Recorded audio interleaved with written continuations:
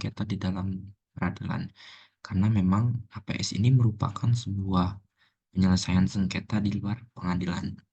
Ya, maka kemudian dari tugas tersebut, saya membuat sebuah rangkuman dan juga beberapa poin-poin inti yang saya masukkan di sini. Dan pada kesempatan kali ini, saya akan memaparkan dan sharing sedikit kepada para penonton sekalian. Yang pertama yang saya hormati mungkin dosen pengampu akademik mata kuliah Alternative Dispute Resolution, Ibu Eriska Pinalita SHMH. Terima kasih Ibu atas tugasnya, yang dimana pada tugas kali ini mungkin dapat menjadi sebuah bahan kajian bagi saya dan teman-teman saya. Baik, tanpa panjang lebar lagi, di sini saya akan masuk ke dalam poin pembahasan utamanya. Yang pertama, saya akan memaparkan suatu bahasan yang mungkin nanti kita akan bahas, yaitu adalah latar belakang. Yang kedua, masuk ke dalam pembahasan alternatif penyelesaian sengketa. Yang ketiga, ada kesimpulan. Oke, kita masuk ke latar belakang. Saya akan memberikan sebuah selayang pandang terkait dengan pembahasan ini.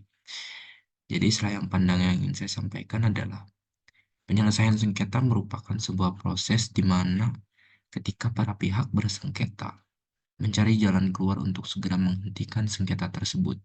Secara general, penyelesaian sengketa dibagi atas dua bagian, yaitu litigasi atau melalui pengadilan dan non-litigasi atau di luar pengadilan. Secara eksplisit, keduanya memiliki kelemahan dan kelebihannya masing-masing. Maka pada kesempatan ini, mari saya tunjukkan apa yang kemudian menjadi kelebihan dan kekurangan di masing-masing bagian tersebut. Oke, next. Saya akan paparkan mengenai dua bagian umum penyelesaian sengketa. Yang pertama adalah litigasi dan juga non-litigasi. Jadi, penyelesaian sengketa secara litigasi atau penyelesaian sengketa di dalam pengadilan merupakan hal umum yang seringkali ditemui oleh masyarakat-masyarakat pada umumnya, yang dimana ketika ada sebuah permasalahan yang menyangkut dengan tatanan hukum di kehidupan masyarakat tersebut secara langsung dan juga secara singkat, eh, masuk ke dalam pengadilan, yang dimana setiap pengadilan-pengadilan ini memiliki jenis dan fungsinya masing-masing.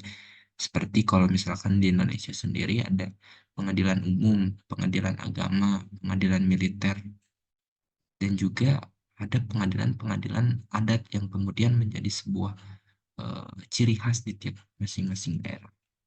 Selanjutnya ada penyelesaian non-litigasi atau penyelesaian permasalahan atau penyelesaian sengketa di luar pengadilan, yang dimana pada kesempatan kali ini saya akan memberikan dan juga memaparkan secara lebih jauh lagi mengenai penyelesaian sengketa non-litigasi ini. Apa yang kemudian menjadi sebuah kelebihan dibanding daripada penyelesaian sengketa litigasi atau di dalam pengadilan. Oke, nah masuk ke dalam pembahasan utamanya, yaitu alternatif penyelesaian sengketa atau penyelesaian sengketa di luar peradilan.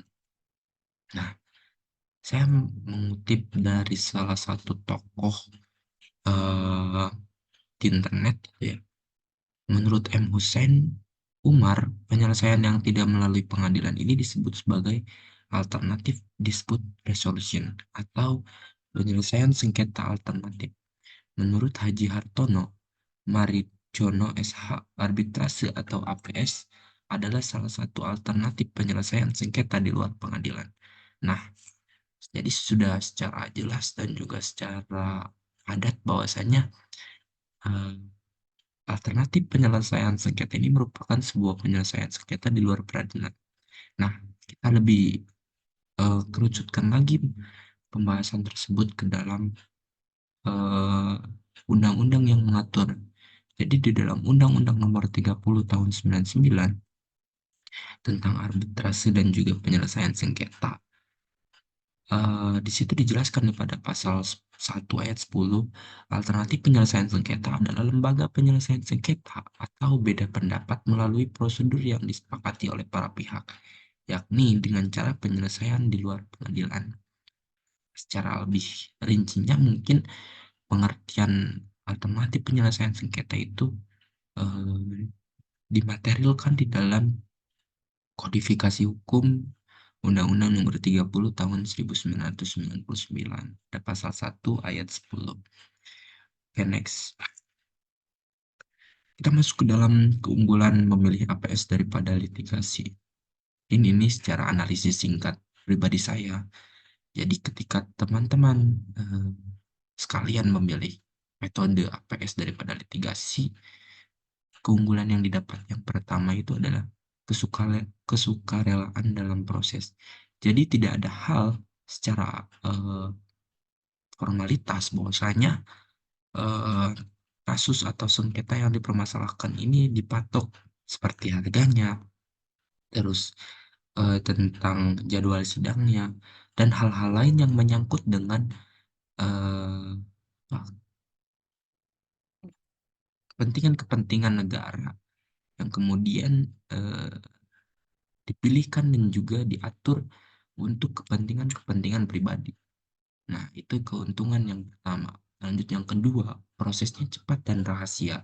Seperti yang kita ketahui bahwasanya APS ini merupakan sebuah penyelesaian sengketa yang pada titik akhirnya itu kita menemukan kesepakatan kedua belah pihak. Lalu kemudian jika kita analisis lebih jauh bahwasanya yang dimaksud dari proses cepat itu adalah kita tidak perlu menunggu kasus kita disidangkan atau masuk ke dalam jadwal sidang itu kapan. Nah, yang lebih utama lagi adalah sengketa yang kita permasalahkan, sengketa yang kita selesaikan itu akan rahasia gitu, tidak akan secara umum diberitahukan atau dipertontonkan oleh banyak orang. Nah, selanjutnya yang ketiga adalah keputusannya non-judisial atau keputusannya di luar keputusan hakim, yang dimana secara penuh para pihak tersebutlah yang kemudian menjadi eh, tokoh-tokoh hakim dalam sandiwara penyelesaian sengketa mereka. Nah, itulah yang kemudian eh, diambil dan juga yang saya analisis masuk ke dalam keuntungan memilih APS daripada litigasi yang ketiga. Lanjut ada fleksibel dan penyelesaian. Penyelesaian. Fleksibel itu artinya kita bisa menyelesaikan kasus kita itu kapan saja. Nah, yang menjadi persoalan kan hari ini orang-orang yang memiliki sengketa itu adalah orang-orang yang mungkin kesibukannya sudah tidak bisa ditebak lagi gitu kan. Sehingga eh, ketika kita memilih APS daripada litigasi, kita dapat secara fleksibel untuk bagaimana memilih dan juga menentukan waktu untuk menyelesaikan permasalahan tersebut. Nah, masuk ke dalam keunggulan keunggulan yang kelima mungkin. Jadi hemat waktu dan biaya.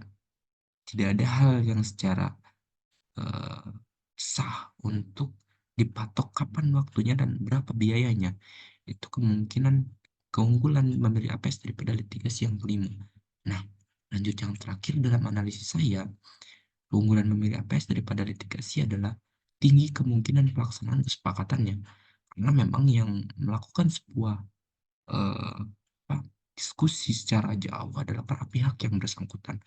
Adapun pihak-pihak ketiga yang menjadi subjek atau pemeran di dalam penyelesaian sengketa tersebut hanya sebagai penengah atau pemberi saran saja. Ya mungkin seperti itu untuk keunggulan memilih APS daripada litigasi. Lanjut kita masuk ke dalam jenis-jenis APS nih. Teman-teman mungkin beberapa hal sudah mengetahui mengenai jenis-jenis APS. Jadi yang pertama yang ingin saya jelaskan adalah mengenai konsultasi atau penyelesaian permasalahan ini biasanya ketika kita katakanlah saya sebagai klien nih, terus kita ingin apa mencoba untuk memberikan sebuah saran dan masukan kepada pihak perusahaan dan kemudian kita harus mengetahui dasar dan juga landasan daripada apa yang kemudian kita ingin bawa tersebut. Maka kemudian kita memerlukan seorang konsultan. Nah, dari berangkat dari hal tersebutlah, kita melakukan sebuah proses konsultasi kepada konsultan tersebut, sehingga nanti konsultan akan memberikan saran dan masukan kepada kita, lalu kita dapat secara gamblang untuk menjelaskan apa yang kemudian menjadi keinginan kita. Lanjut, mediasi. Mediasi itu ketika dua pihak, bisa kita contohkan seperti pihak A dan pihak B, memiliki sengketa, terus kita memerlukan pihak ketiga sebagai penengah. Ya, kemudian apa yang menjadi sebuah permasalahan yang kita bawa, yang kita angkat ini dapat secara uh, fasih diterima dan juga ditengahi oleh pihak ketiga tersebut. Nah, lanjut lagi ada negosiasi dalam jenis-jenis APS ini.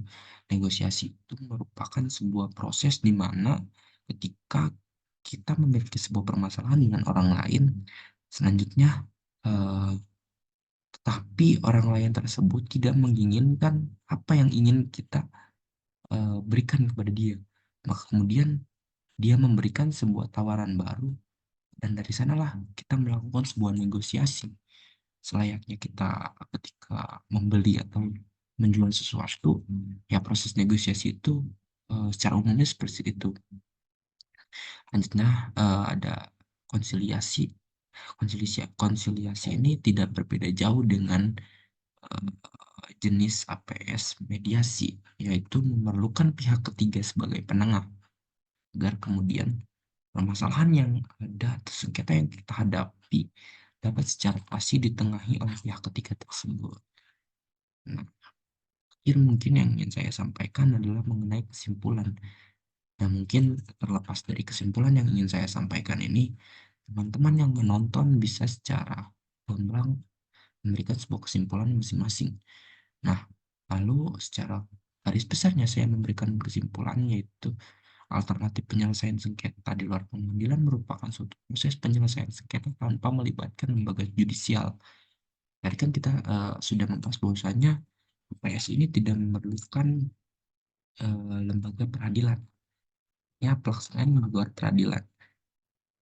Kemudian pada pelaksanaannya tidak memerlukan banyak sekali biaya dan cukup rahasia. Mungkin pembahasan yang bisa saya sampaikan cukupkan seperti itu terlebih dahulu. eh, di dalam penugasan kali ini yang ingin saya apa berikan sebuah masukan adalah tentang bagaimana sebetulnya mahasiswa Fakultas Hukum ini harus bisa secara gamblang melaksanakan praktek eh, peradilan di luar melakukan praktek peradilan tapi di luar peradilan dengan mekanisme yaitu alternatif penyelesaian sengketa. Nah, itu yang seharusnya dimiliki oleh mahasiswa hukum hari ini. Karena memang semakin hari perkembangan globalisasi semakin kompleks dan permasalahan-permasalahan yang ada di eh, mungkin regional Indonesia itu semakin banyak.